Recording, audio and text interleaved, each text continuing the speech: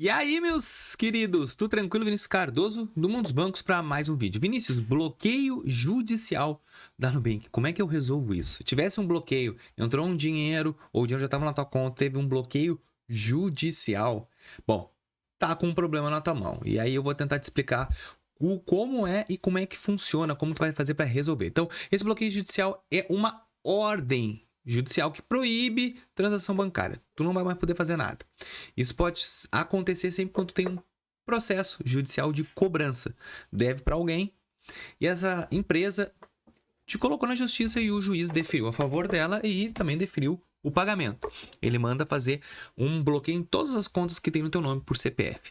Ah, Vinícius, a minha conta é poupança e que eu saiba, na conta poupança não pode ser bloqueada. Pode, e conta salário também.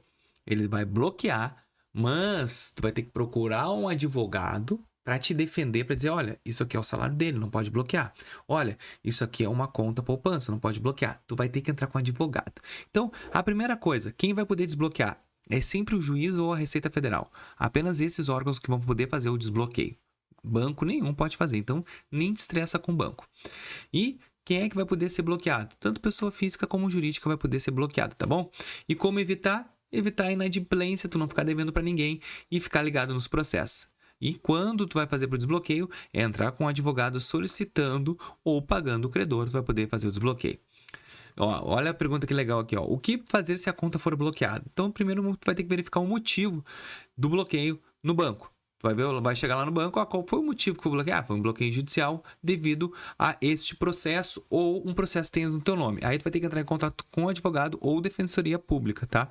E solicitar através qual foi a vara que tá esse processo e também saber o número do processo. Aí tu vai ter que entregar e fazer todo o procedimento judicialmente para tentar sanar esse bloqueio que tu tens. Infelizmente, quem deve tem que estar sempre temente a esse tipo de procedimento que pode acontecer com qualquer pessoa, já aconteceu comigo e não adianta.